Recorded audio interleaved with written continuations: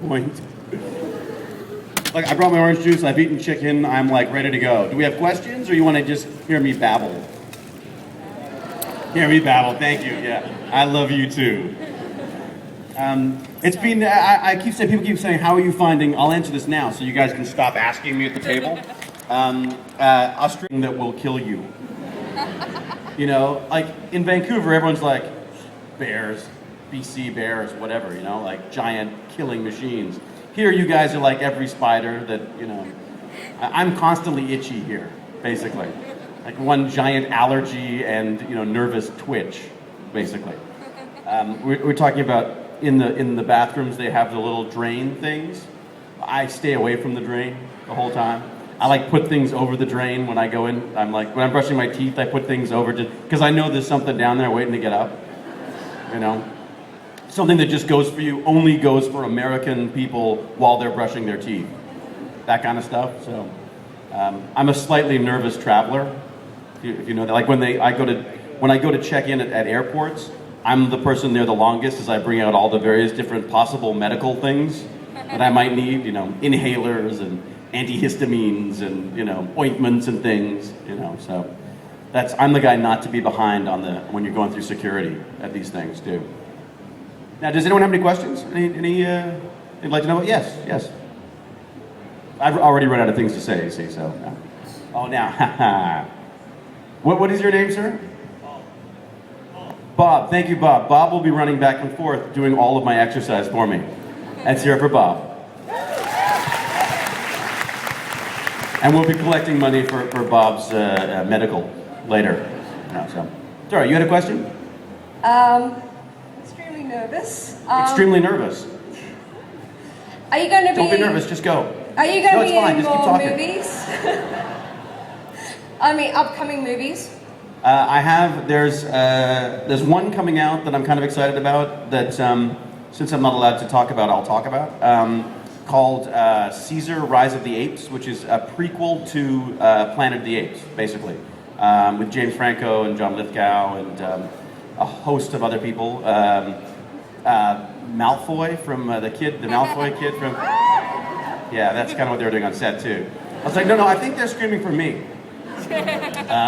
Nice guy. And like much cooler than he looks in those silly robes. But amazing film done by the Weta guys. Weta? How do I say it? Weta, okay, Weta. Yeah, it should be pretty incredible, so I'm kind of looking forward to that coming out. I can't tell you whether I'm human or ape. I'm human, and because there are guys there who are like all excited about, they're like in the movie, and I was like, great, that's really cool. I'm like, you're a freaking ape. I'm like, that's the job I don't want, you know. But like Andy Serkis is doing some ape stuff in there as well. I can't say what, but he's doing it very well, and it's amazing. But I don't do that because it involves physical exercise. Yeah. And funny noises. I just get self-conscious. I'm better at screaming and running. Like a girl. Yes.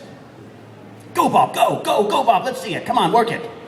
I was just wondering if there had been any news on the Stargate Atlantis movie.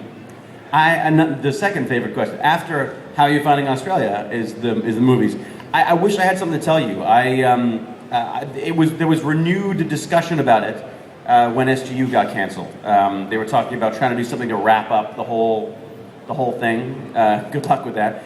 I mean, I threw in I was suggesting that maybe Stargate McKay was the way to go. Because you don't need such a big gate. It's just for me. We have like a smaller gate in my living room. I could like solve things over the phone. I know, it would just be easier, smaller, low budget. I was joking in Sydney that actually since nothing's happened with the movies, I've decided to make my own. And I will do it with, what I've got to do is I got to collect all of the action figures, and then we'll just shoot it, I'll play McKay as my size McKay, and I'll just talk to the little dolls. And there's like Joe, and then when we go through the Stargate, we'll just go to the toilet and just flush. Bye, Joe. Joe's gone to PX 23452. So that's my idea. You can't steal that. Because you're going to be seeing that in theaters soon, in like 3D. I don't want to be that cameraman from the toilet standpoint. So right now, I'm afraid that all I have for you is a dream of a small film with tiny action figures. But I hope so. I mean, like, I would love to. I miss McKay. I played him on SGU for one episode, and I was like, God, I just miss this guy. So I would obviously I would welcome that in any way, shape, or form, and a large check. But yeah, there's no news on that at all. I think by all means bother people. Let MGM know, let people know you want a movie. Called Stargate McKay, and maybe can help things along. But yeah, it's a little disappointing because we really hoped for season 6, and then when season 6 didn't happen, we were told, okay, well look, we're going to do a couple of movies, and then that never happened. So it was kind of a slow descent into disappointment for us. So anyways, yes. Bob, you know what? Tell you what, Bob, you choose them, because you're the one who's got to do all the walking. You lazy bastard. Yes. With the role of McKay, did you, like Amanda Tapping, feel that you had to learn any of the science behind what you were saying, or did you just learn the words and repeat them? I'm like, having heard that she said she learned the science. Yes, I learned all the science. I'm like a nerd. I'm like a total nerd. Where does she have time to be that kind of a nerd? I am a total nerd, so this stuff, if there's something that I wanted to find out the science behind it just so I could go, wrong. Actually, 0-point module is, I read up a little bit of it, but the amount I had to say, there's just too much stuff to look up. After a while, I was just like, how do I say it? Okay, good. And just say it really fast and quickly. I've designed the character for watching the show in slow motion. Because basically my thought was, if you're watching the show for the excitement, I should talk as quickly as possible so you could get to that excitement. And if you're interested in what I'm actually saying, then you can just put it on like that pause, slow motion thing, and then you can listen to what I'm saying and actually possibly understand what's going on. I did some background stuff. I mean, I would love to say I looked up everything, but my problem is if you look up one thing, all of a sudden everything sort of opens up. Thanks to the internet, you go look at one little thing and you're there for like a week. You come back knowing everything about this tiny sliver of information. So yes, I know everything. Bob, your mistake was coming forward, man. You should have stayed back there. Another question you've probably been asked a lot. Who's the better kisser, Paul McGillen or Amanda Tapping? I think it's just so embarrassing for Amanda that people ask that question.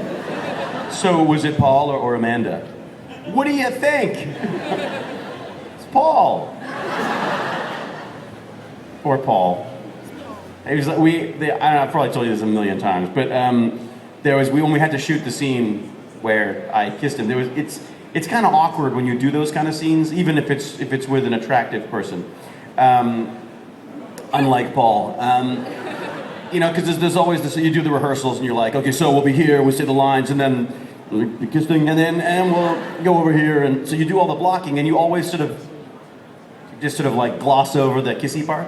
So we did a rehearsal. I thought just to break the ice, I kissed him, and the guy was like, it was like I was like working with a fish from then on in, which he sort of kisses like too. But yeah, I'll never be the same. Just wake up screaming in cold sweats. Yeah, I'm in serious therapy for that, And he, of course, is questioning his sexuality. But that's, of course, that's no surprise there. Yes, ma'am. I was just wondering, so many of your lines seem like they would take a really long time to learn. Yeah. But once they're learned, are there any particular lines that have just wedged themselves in your brain and now you can't get rid of them? Mentally unstable like a fox. It's one that I use quite a lot. There's and the snapping of fingers is something that I don't know where that came from, and it's just never really left. My wife loves that. I'm such a bad learner of lines. Like, it takes me so long to learn lines that I think there's a certain, I call it the flush, where I learn all the lines, and then once I've said them, and they go, okay, they're gone. Like, if you ever have to go back and shoot something again, I'm screwed, because I'm like, no idea. I flushed that already. So it's like, I'm convinced there's only a certain amount of space probably a very small amount of space in my head, that will actually learn the line, that will hold the lines. So many of the lines are lost forever now. So, to be relearned on viewing. So. Yes, Bob. Howdy. How you doing? Good. So I was wondering, early on in SG1, you played the character was quite offensive and crude. Not crude, but Being so polite. Yeah. He was an asshole. Too true. And by the end of Atlantis, he was, he'd come a long way as a character. Did you find that the SG1 stuff, when you were more arrogant, more fun to play, or was it just? I love that stuff. I mean, I always said that McKay was kind of like playing the bad guy without actually having to be the bad guy. Like, you got to be like the good bad guy. Yeah. And I fought very much in my own head and to myself in the mirror and stuff about losing too much of that, because I didn't want him to show up on Atlantis all of a sudden and be like, hi everybody, we're just all friends, because that's just so not McKay. So, I mean, the thing with that was, I think the way I defended that change was that he became a part of a family. All of a sudden he was like this academic guy who thought he knew everything, who was really bad with people. And at the end of it, he was still exactly the same. But he'd been working with these people that he sort of begrudgingly he'd become a part of a unit that, So I always quite liked that my job was to fill in the reasons why he was such a jerk, for 5 years. Everyone else had to create characters. I just had to explain why mine was just so unpleasant. And it's sort of the story of my life as well, basically. Oh, Bob's giving up. Bob's just like, let's just do the front row. In the Tale of Rodney, you had a death scene. Did you enjoy doing a death scene or not so much? I always like death scenes, especially when you know you're coming back. Not so keen on the death scenes that you're dead. But that's the beautiful thing about this show is that how many other, like on NCIS, you don't have a debilitating, mental illness that will, terminal illness, and then survive. Like, if you were doing a real show, you're dead at the end of that episode. In Stargate Atlantis, you could do that, and then you're like, you just get drilled in the head and you're fine.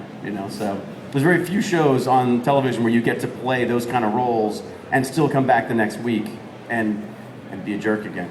So, but how was I dying in Dow? What was the one on that? Oh, it was the underwater thing. No, which one was that one? Oh, yes. Yeah, that was fun. It wasn't so much dying that I enjoy so much as just complaining about dying. Because I'm much more familiar with that, basically living in the fear of death the entire time. Not even just death, but just the whole pain part, so. Yes, next question. Bob. Take your time, man. Talk amongst yourselves. Hi, David. I've been a fan of yours since Cube, which was a great role. I was wondering if you were a very wise man. Could you please tell us about the making of A Dog's Breakfast, and if you have any plans to do writing and directing in future? Well, thank you for watching Dog's Breakfast, and thank you for bringing it up. Yes, in fact, right now we're working on, in the film A Dog's Breakfast, which is the first thing that I directed. And the best way to direct, to get into directing, is to pay for it yourself. We did these little sections of a show called Star-Crossed, which were kind of fun. And basically, we're just sort of our little nod to the fans, saying like, look, I know this isn't a Stargate movie, but it's just, it's very Stargate in that there were so many people involved, and it was the family of Stargate helped make that show, that film. And so we are developing those into a web series right now for Sci-Fi, which should be kind of fun. Basically doing the same kind of thing, I always loved the sort of the silly nature of, like, science fiction can be so ridiculous when it's taken out of context. And I love the very serious discussions that we would have on set about these. You'd have like a guy dressed up in like a giant pink outfit, with the horribly very revealing area. And this guy just standing there being the monster, and we're all standing around going, well, how tall is the monster? And I'm just going like, look, you can see his bits. It's like, it's just such a ridiculous thing to be doing for a living. There are sometimes you sort of go like, yep, I'm a girl.